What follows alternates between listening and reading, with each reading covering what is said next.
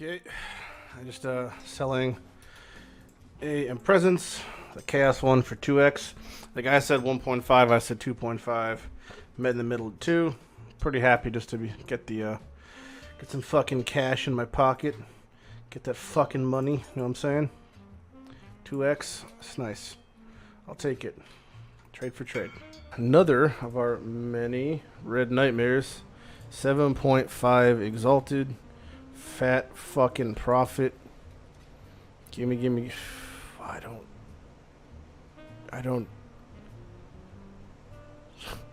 Sure. Just sure. Whatever. That can't be right. One exalted is 3.5, so 0.5 is. I feel like I should have got another divine, but so like a bit of a learning moment here.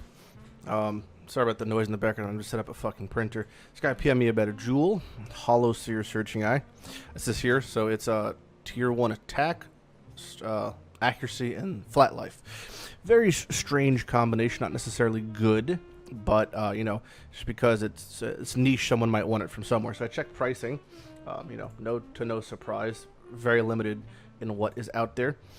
So I looked up, you know, tier 1 accuracy is 121. You can push alt and see the detailed mod descriptions. So I looked in 3 tier 1, and it doesn't really exist. Like someone has one for 4x, 5x, and 15x. This one obviously has high cold rest or high cold damage, but it's just such a niche jewel. I don't think it'll ever sell for 5x.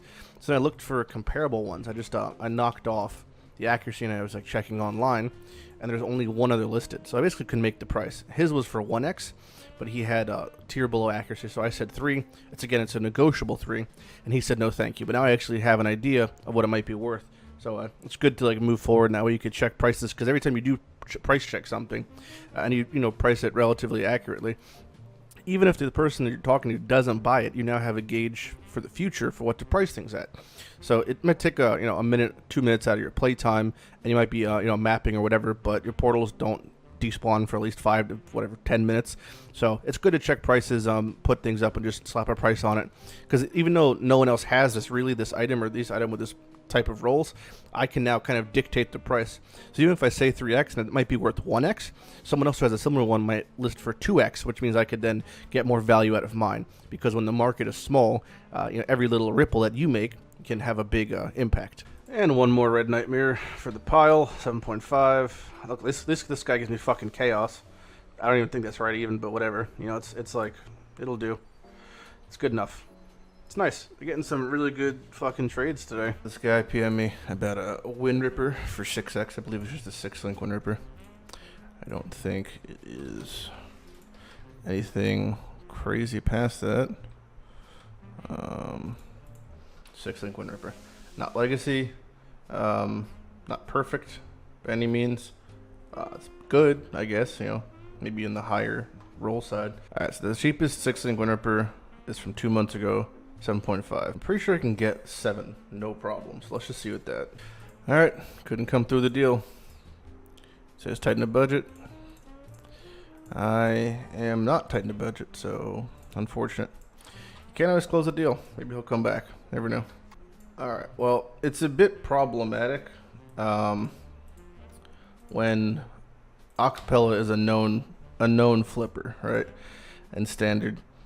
And he wants to buy my Wind Ripper for 7x.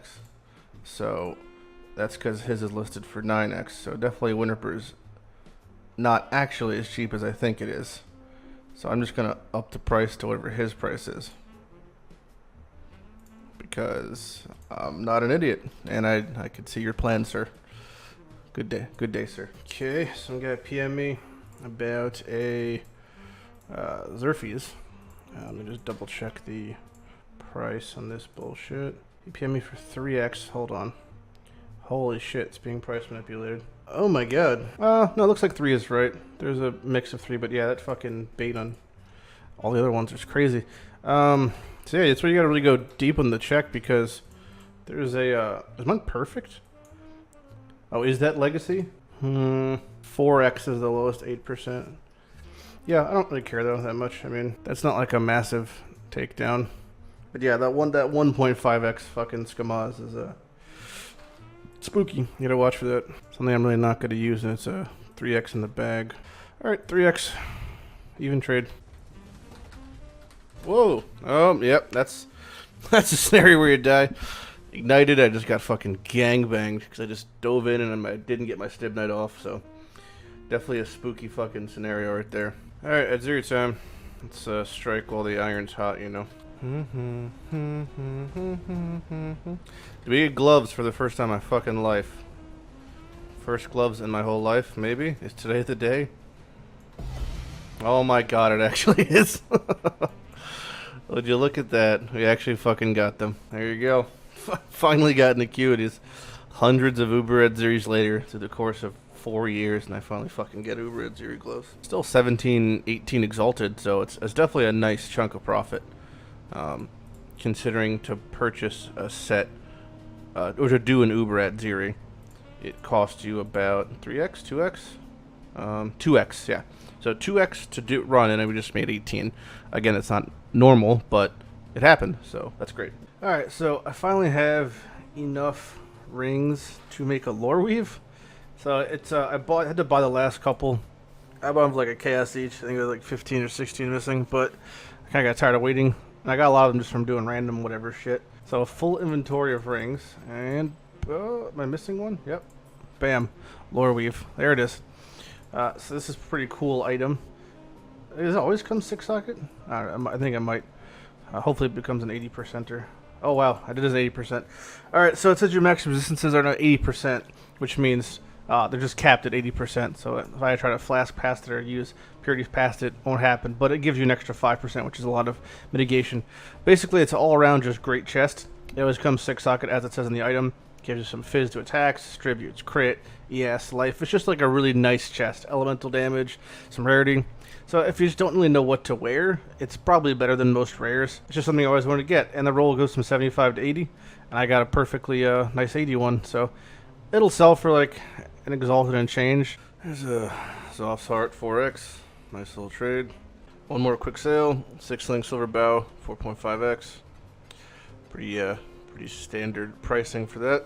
Another abyssal jewel being sold. Some bow fire damage, life, and some attack speed. All pretty much tier 2 rolls, so for 3x I'm pretty happy about it. Is this thing on? Check 1, 2. Okay, so this is going to be the second to last Rags2Riches video. It means next episode is going to be a mega montage and then the final kind of recap of the series. I think it's a good time to end the series. It's a good place. We've got extremely far as our progress on individual characters. You know, level 95 is pretty high. As far as build progression, as far as different ways to make money, and I think I've come to my summary of what are the best ways to make money across my characters in this account's personal journey. So that's what we're gonna go over next episode. It's gonna be a real fucking big one, and then we're gonna break down some highlights, some items, and just go over just pretty much all the cool shite that we got, and then all the memorable moments, etc., etc. So if you have any things that you remember from the Rags2Riches series that you particularly want to see in the next episode, or things that I haven't touched on that you'd like to be addressed, feel free to mention them, and I'll add them in. I'll still play these characters to a degree. I don't have much time to play Path in general these days because I'm working full-time and fixing the house up. However, I'll still use them for video demos. I.e., I'll make build guides on RF.